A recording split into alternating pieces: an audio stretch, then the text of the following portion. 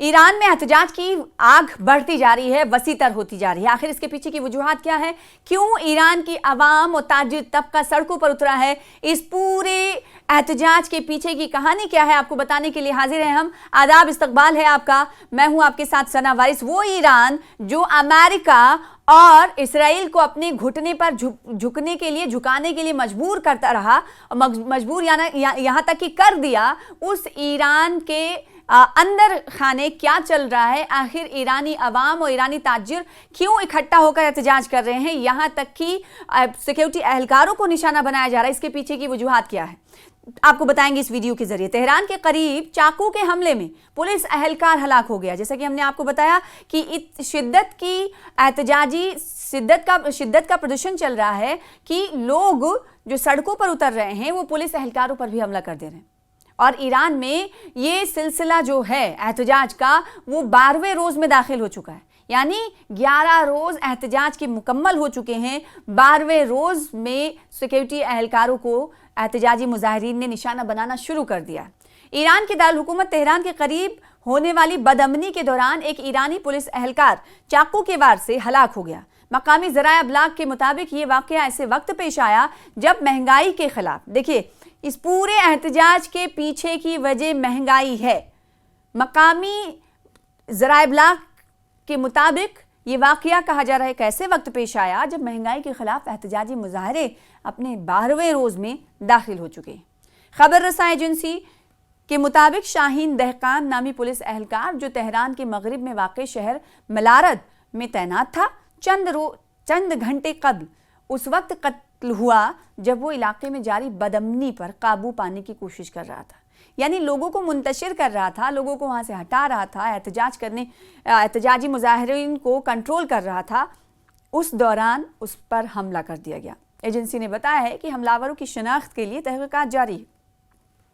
अब सवाल उठता है, ईरान में ये कब से शुरू हुआ? जब 12 रोज़ हो चुके हैं तो ये एहतजाजी मुजाहरे 28 दिसंबर से शुरू हुए। तेहरान के बाज़ार में ताजिरों की हड़ताल से शुरू हुए, जिसके बाद ये तहरीक फैलती चली गई और अब ईरान के 31 सूबों में से 25 सूबों तक ये चिंगारी पहुंच चुकी है।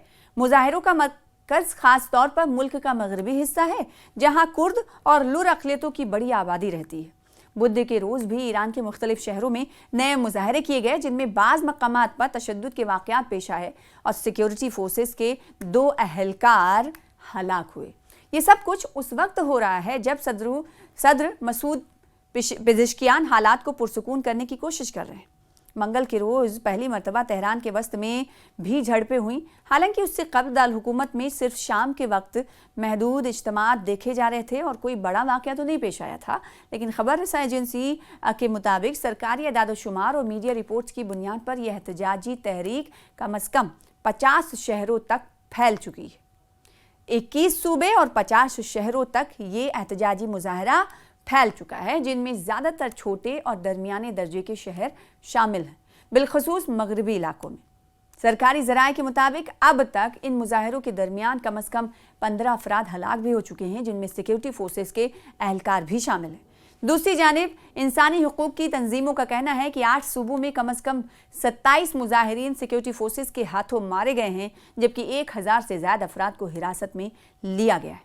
वो ईरान जो दुनिया को अपनी ताकत को दिखाने की कोशिश करता रहा है, वो ईरान जिसने अमेरिका और इसराइल के आगे घुटने नहीं टेके बल्कि सीना चौड़ा करके जंग लड़ी, वो ईरान अपने अवाम के हाथों मजबूर है। ईरान में प्रोटेस्ट हो रहा है।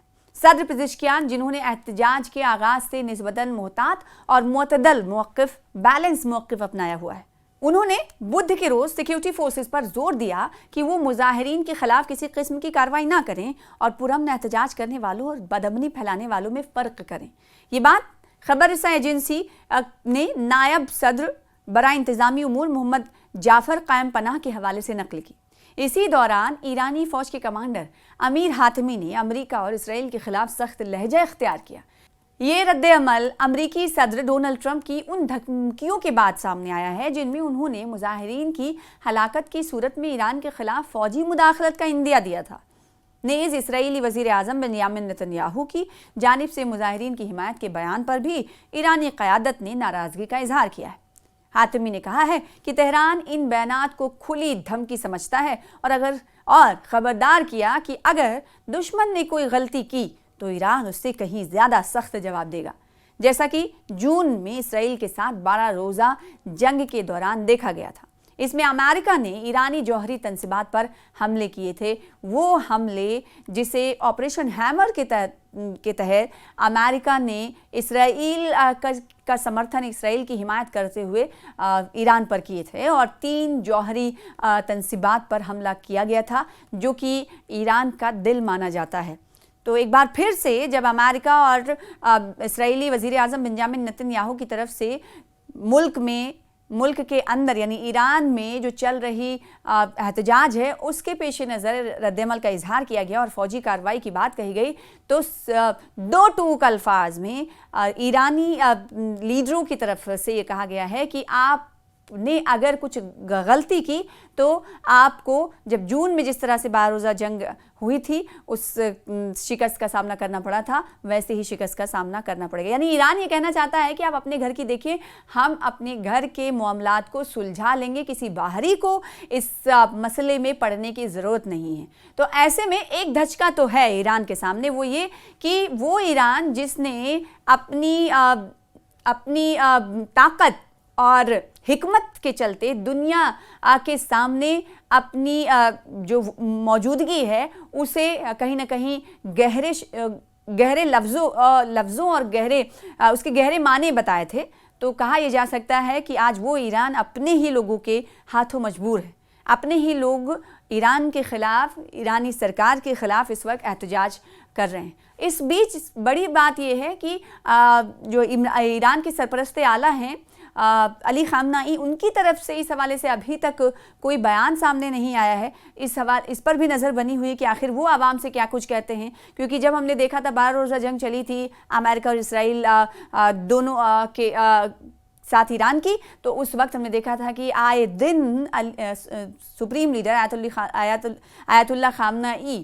عوام سے مخاطب ہوتے تھے اور بہادر عوام کا شکریہ کرتے تھے، لیکن آج جنہیں بہادر عوام کے لقب سے پکارنے والے ایران کے اعلیٰ لیڈر آیت اللہ خامنائی اس وقت ایرانی نیتاؤں کو مجبور کیے ہوئے ہیں، اور یہ احتجاج ہو رہا ہے مہنگائی کے خلاف۔ 12 روز میں داخل ہو چکا ہے یہ احتجاج پردرشن۔ اب دیکھنے والی بات ہوگی کہ ایران کی سرکار کیسے ان تمام چیزوں پر قابو پاتی ہے اور کب تک اس مسئلے کا نمٹارا ہوتا ہے۔